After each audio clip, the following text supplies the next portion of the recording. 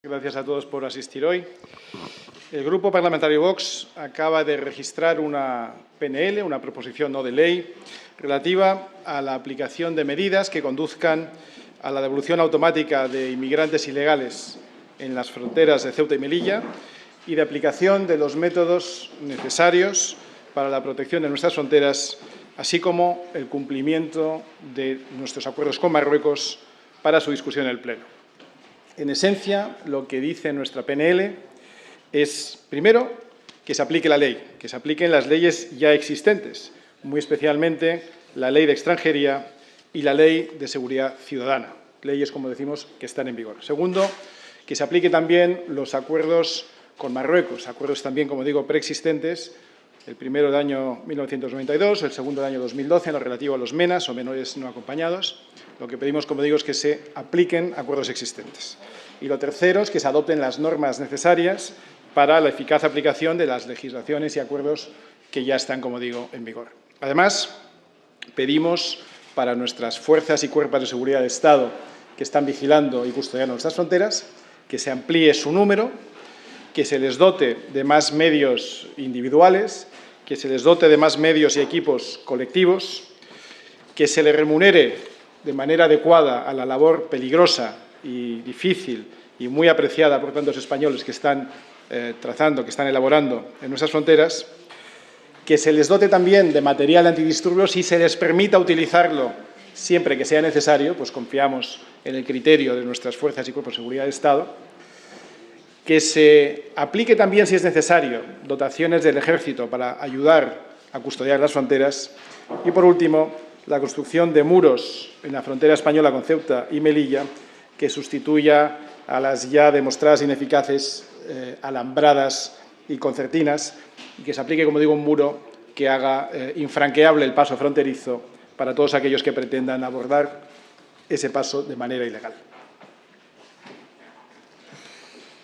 Pues muy buenos días. Como les adelantaba nuestro portavoz, evidentemente España tiene un gravísimo problema de seguridad en sus fronteras. Esto, a pesar de que el consenso progre desea ocultarlo, la realidad es que nuestra situación fronteriza es muy delicada, es muy insegura.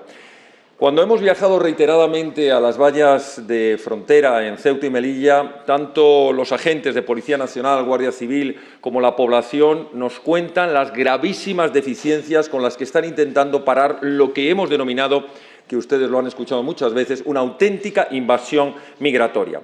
Y ante un grave problema hay que tomar medidas contundentes. Y como muy bien recordaba nuestro portavoz, lo primero, lógico, es que se cumpla la ley. Que se cumpla la Ley de Extranjería, que desde el año 2000, al igual que recogió posteriormente la Ley de Seguridad Ciudadana, se lleven a cabo todas las devoluciones automáticas que puedan llevarse a efecto una vez que sean detenidos en el intento de saltar las fronteras.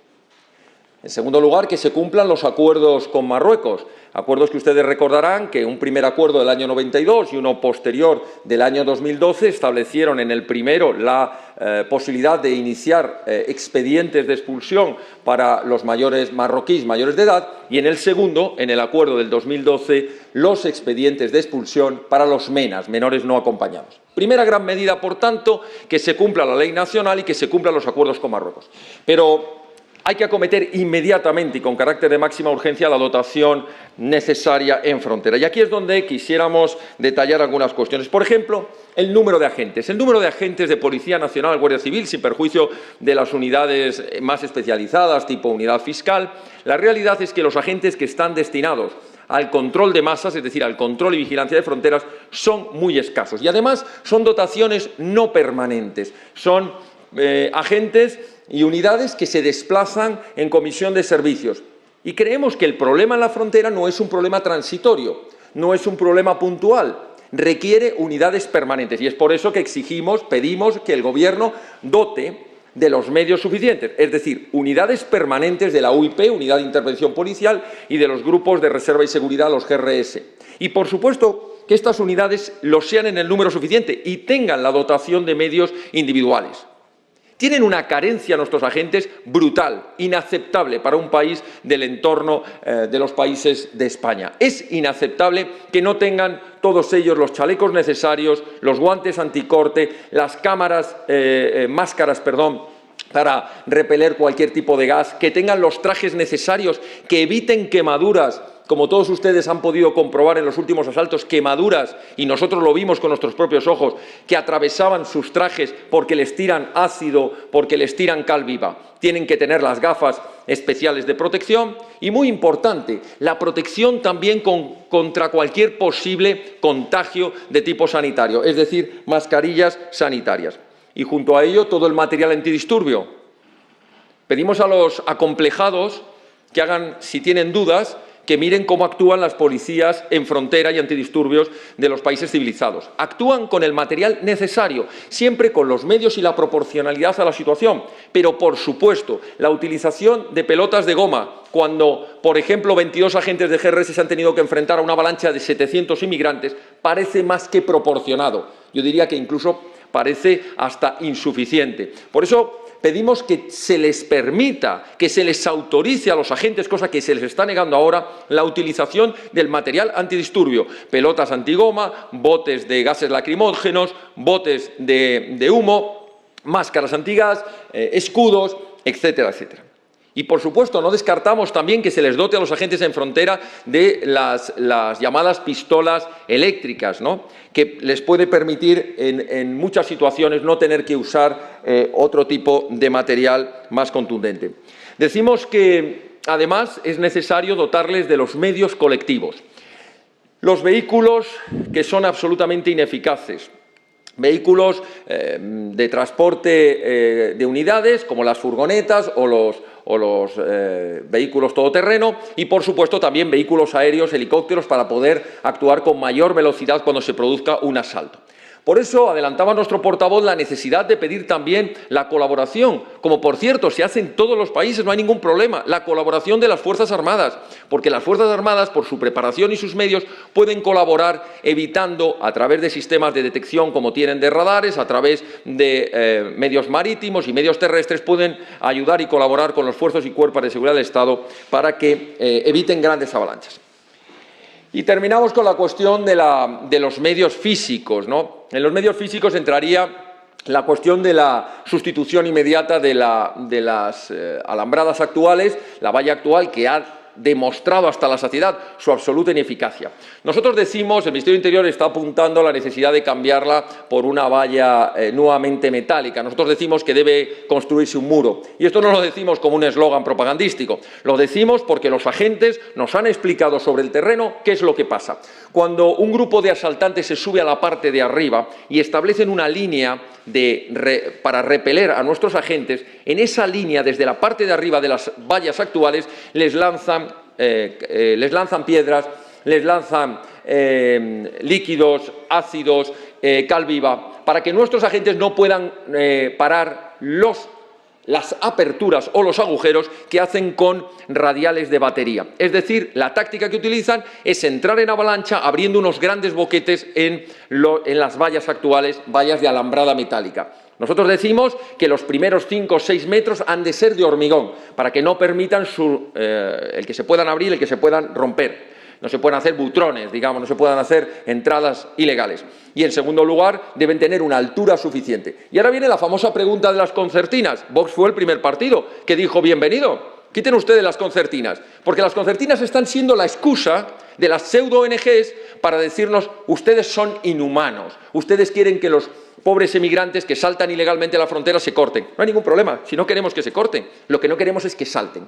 Y eso se soluciona con unos muros de la suficiente altitud, grosor y resistencia para que no puedan ser escalados, para que nadie se corte. Por cierto, no se corta a nadie que no asalte una frontera, pero en cualquier caso, para que tampoco tengan esta excusa, no vamos a dejar el tema de las concertinas y nos parece extraordinario que se retiren, pero para sustituirlas por un muro. En definitiva, la proposición no de ley lo que pretende es instar al Gobierno a algo tan sencillo como que ponga los medios disponibles, medios humanos, medios materiales, medios legales y autorizaciones e instrucciones a nuestros cuerpos y fuerzas de seguridad para que puedan proteger nuestras fronteras. Estamos hablando de algo muy serio. En esos asaltos ilegales no sabemos ni quién está entrando. No sabemos si quien está entrando son personas que únicamente vienen atraídas, empujadas por esas mafias del tráfico de las personas, atraídas por una necesidad, por supuesto, económica, o también se están infiltrando personas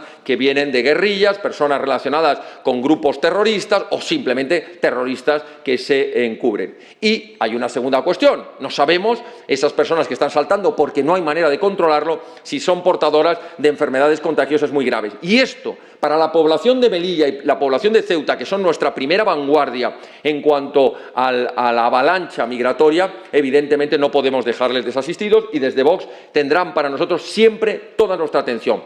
Ceuta y Melilla son la frontera sur de Europa y aquí es donde pedimos que nuestros socios europeos se dejen de grandes declaraciones y vengan a ayudar con Frontex, con dinero y con medios la resistencia, el control, la supervisión y la seguridad en la frontera sur de Europa. Muchísimas gracias. A su disposición.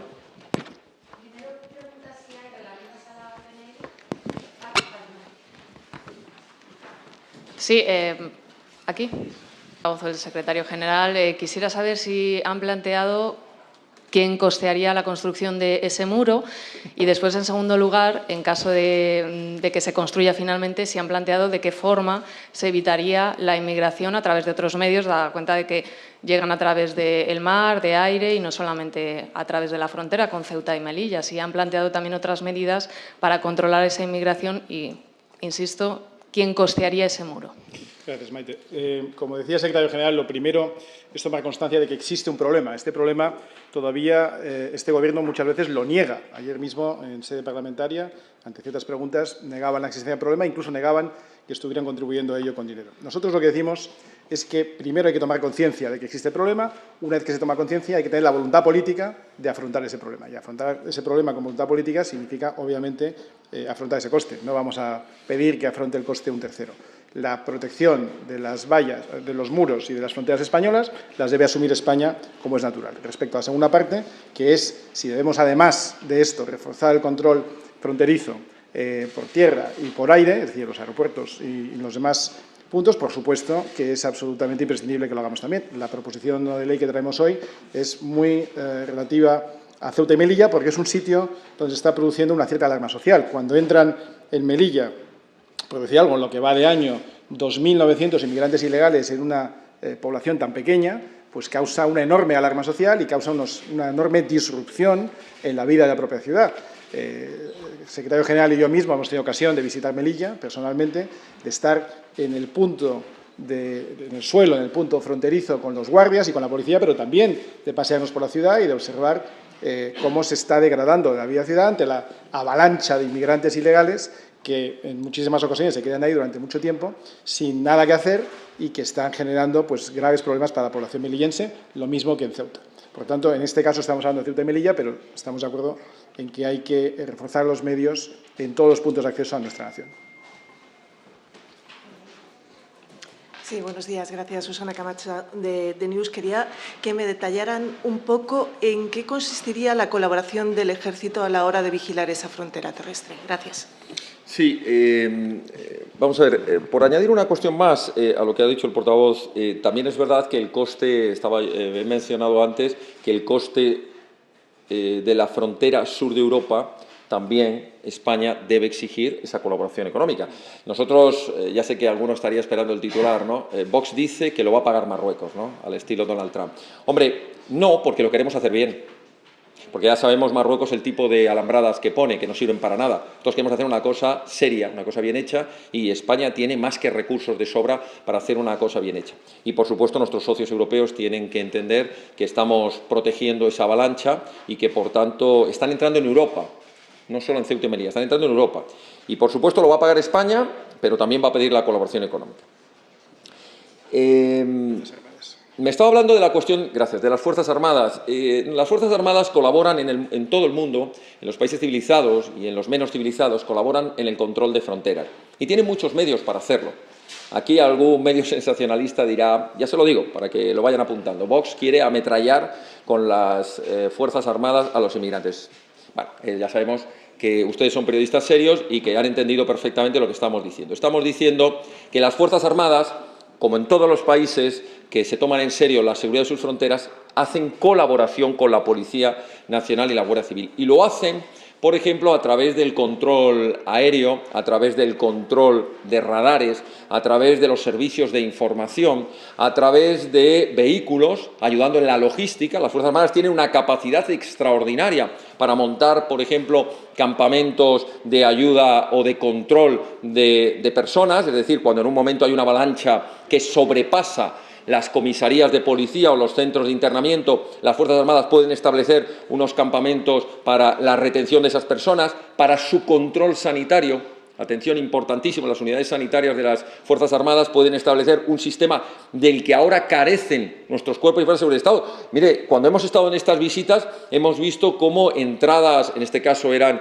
recogidos en pateras del mar, directamente nos explicaban que solo los casos más graves y cuando los síntomas ya eran más que evidentes, porque se desmayaban, porque les provocaban vómitos, iban al hospital. Pero no tenían lo que tenía que hacerse, que es la capacidad de hacer un examen de cada una de esas personas que ha entrado, un examen médico para saber si es portavoz de cualquier enfermedad contagiosa, entonces hacerle análisis, hacerle el control, etcétera, etcétera. Bueno, eso es, por ejemplo, una de las cuestiones y labores en las que los servicios sanitarios podrían colaborar, que además nos serviría para que nuestras Fuerzas Armadas, tan bien preparadas y que tan magníficas actuaciones y misiones hacen en el extranjero, puedan también ver todos los españoles que hacen una labor también muy necesaria dentro de nuestras fronteras. Por tanto, yo diría, lo resumiría de esta manera: control de información mediante visualización de radar o aéreo, apoyo logístico, apoyo sanitario, apoyo en el transporte de personas mediante vehículos.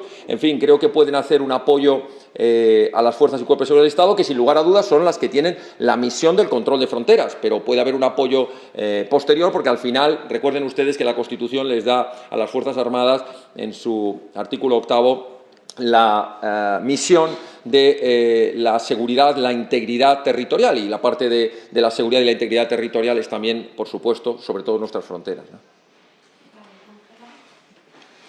Hacemos dos preguntas breves y luego si queréis seguimos fuera porque hay otra rueda de prensa. Sí, bueno, me da igual, para expulsar a los Monteros, por ejemplo. No sé si el Partido Popular asegura que si han recibido invitación para el acto que hay ahora sobre la unidad del centro-derecha de España. Me gustaría saber si se ha recibido esa invitación, si han contestado esa invitación y por qué declinan acudir a ese acto. Efectivamente, hemos recibido el día de ayer una invitación para acudir hoy a un acto propagandístico del Partido Popular. Nos parece que no es nuestro sitio estar ahí. Es un acto de regeneración de una marca que probablemente les viene muy bien, pero nosotros no estamos para contribuir a la regeneración de partidos que tienen que hacerlo por su propio medio. Nosotros tenemos nuestro propio discurso, creemos que es muy distinto al del Partido Popular y se ha visto en sede parlamentaria en estos días. Todas las cosas que hemos dicho no acaban de gustarles mucho y, por tanto, nosotros no vamos a ir a acudir a aplaudir a otro partido. Sí, siguiendo con el tema de la inmigración, le quería preguntar si, el Gobierno asegura que se ha reducido sustancialmente la entrada ilegal de inmigrantes procedentes de Marruecos en los últimos meses. Yo no sé si ustedes, a la vista de la PNL, ponen en duda esos datos. Y también les quería preguntar, en el pleno que hubo la semana pasada a propósito del Open Arms, su presidente, el señor Abascal, acabó su intervención asegurando que la ONG Open Arms es financiada por el señor Soros. Yo no sé si tienen algún dato que avale esta afirmación. Gracias. Pues, gracias. Respecto a la primera parte, yo creo que basta decir que desde la llegada del señor Sánchez a la presidencia del Gobierno, a España han llegado, según datos oficiales del Ministerio del Interior, 71.577 inmigrantes ilegales. 71.577 hasta el 13 de agosto del año 19, es decir, poco más de un año en el último año natural, mejor dicho, en el último año, de los últimos 12 meses, 71.500 inmigrantes ilegales. Me parece que es una cifra suficientemente preocupante como para que se pongan en práctica las medidas que estamos diciendo. Y es que además suba o baje, lo que no tenemos que admitir con naturalidad, como ya parece que hacemos, es que entre uno solo. Es decir, que se incumpla la ley con una sola persona no tiene sentido. No tiene sentido que aceptemos 70.000, ni 7.000, ni 700, ni 7. Si queremos inmigrantes en España, que es otro debate que podemos tener, entonces España debe decidir, primero, cuántos inmigrantes y, segundo, cuáles. Pero lo que no podemos admitir es que vayan entrando de manera ilegal y de manera contraria a nuestra legislación 5.000, 10.000 o incluso estos 70.000 de los que estamos hablando en los últimos 12 meses. Eso me parece extremadamente grave. Y la segunda parte respecto a las conexiones entre el Open Arms y el Open Society Foundation, es decir, entre dos entidades que persiguen el mismo fin y que se apoyan mutuamente, yo creo que están más que justificadas y son más que evidentes. Pero no solo eso, yo creo que el Open Arms tiene el apoyo mediático de muchos, digamos, de muchos centros de irradiación de información a los que les interesa, a los que les conviene esta